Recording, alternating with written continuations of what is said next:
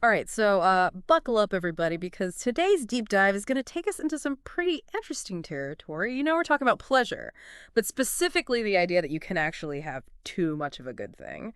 And our inspiration for this, well, none other than Nicole Kidman. Apparently, while filming her latest movie, Babygirl, things got so steamy in those sex scenes that she had to take breaks because she was, wait for it, too turned on.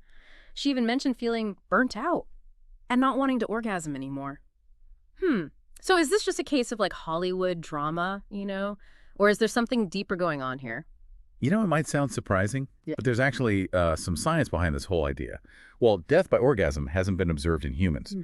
This is a fascinating study where scientists wired up a mouse to experience an orgasm every time it pressed a lever, and well, the result, sadly, the mouse didn't survive past 24 hours. Now, obviously, a mouse and a human are very different, but this has illustrated an important concept called hedonic adaptation.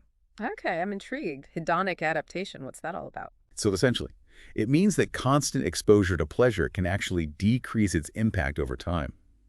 Our brains are wired to seek novelty and variation, so even when something feels incredibly good, that feeling can diminish if it's experienced repeatedly without any breaks. So like listening to your favorite song on repeat for hours, eventually it loses its magic. Exactly, you start to become less sensitive to the stimulus, and the enjoyment fades. And this applies to more than just music or even sex. Think about things like eating or exercise, Hmm. or even social media. That initial rush of excitement or satisfaction can lessen over time if we're constantly bombarding our senses. That makes sense. But back to Nicole Kidman for a second. The articles mentioned that it wasn't just the sex itself that became overwhelming. She was actually avoiding any kind of physical touch because the intensity was just too much. That's a really important point. And it speaks to how our sensory experiences can be cumulative. It's not just about the peak moment of pleasure, it's about the entire buildup and the aftermath as well. If you're constantly bombarded with stimulation, even if it's pleasurable stimulation, your system can become overloaded. So even something that feels good in small doses can become too much if it's constant and doesn't allow for any recovery time. Precisely. And this brings us to another fascinating aspect of how our bodies handle pleasure, the refractory period. This is the recovery phase after an orgasm. And it's something that varies from person to person. Right, and I've heard that women tend to have a shorter refractory period than men. What does that mean in terms of experiencing multiple orgasms? A shorter refractory period means that it's physically possible for women to have multiple orgasms in a shorter time frame. However, there's a catch. During that refractory period, your genitals are highly sensitive. And overstimulation at that point can actually be more painful than pleasurable. It's like trying to crank up the volume on a speaker that's already at its limit. You're more likely to get distortion than a clearer sound. So it sounds like Kidman was hitting the fast forward button on those pleasure chemicals over and over without giving her body a chance to recalibrate. That's a great analogy, and it highlights the fact that even when we're talking about something as inherently positive as pleasure, there's a need for balance. Our bodies and minds thrive on a rhythm of exertion and recovery, stimulation and rest. So we need those moments of quiet, of neutrality to truly appreciate the highs. Absolutely. Think of it like a wave. You have the crest, the peak of the experience, but then you also have the trough, the dip that allows for the next wave to build. Without that contrast, the experience becomes flattened, less dynamic. And I imagine this applies to a lot more than just physical sensations, right? Definitely. Consider something like work. We're often told to push ourselves, to strive for constant productivity.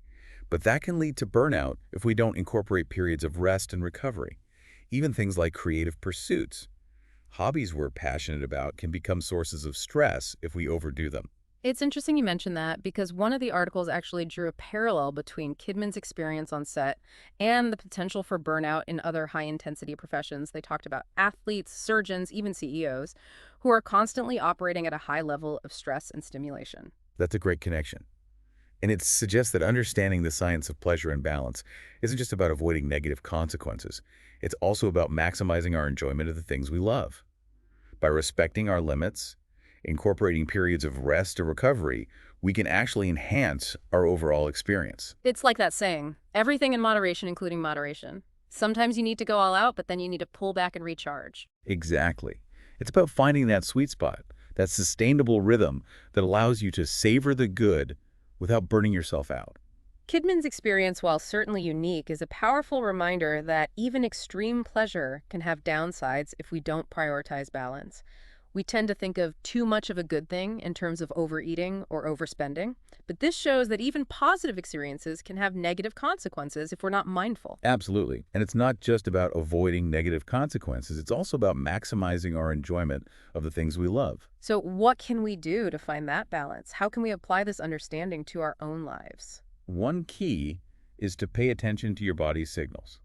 Are you feeling overwhelmed, fatigued, or irritable, even when engaged in activities you normally enjoy? These could be signs that you need to step back and recalibrate. It's about recognizing those internal cues and respecting our own limits, even when it comes to things that bring us pleasure. Precisely. It's not about deprivation. It's about finding a sustainable rhythm that allows us to truly thrive. Speaking of finding that rhythm, one of the articles mentioned some tips from sex and relationship expert Tracey Cox on achieving multiple orgasms. But even she emphasized the importance of mindfulness and listening to your body. That's a great point. It reinforces the idea that even when engaging in activities specifically designed for pleasure, balance and self-awareness are crucial. So it's not just about pushing for more, more, more. It's about understanding your own responses and finding what feels good for you. Yeah, it really does make you think, doesn't it? I mean, if even someone like Nicole Kidman, with all her resources and experience, can hit a wall when it comes to pleasure, it's a pretty humbling reminder that we all have limits. It certainly puts things in perspective. And it challenges us to consider where might we be pushing past our own limits in our lives, even in areas that we enjoy. Maybe it's that extra hour of work when we're already exhausted, or that fourth cup of coffee that leaves us jittery, or even binge watching our favorite show until we're bleary-eyed. Yeah, it's so easy to get caught up in the moment, especially when it comes to things that make us feel good. But this whole conversation has been a great reminder that true enjoyment comes from finding that balance. Not just chasing the next peak. Exactly. It's about savoring the good, respecting our limits, and creating a life that feels both fulfilling and sustainable. So the next time you find yourself overindulging, even in something good, remember Nicole Kidman and that little mouse? It's a reminder that we all need those moments of quiet, of recovery, to truly appreciate the highs. Beautifully said. And on that note, we'd love to hear from you. What are your too much of a good thing experiences? What are the things you love that sometimes tip over into the too much zone? Let's keep this conversation going. Thanks for joining us on this deep dive into the fascinating and sometimes surprising world of pleasure and balance. Until next time.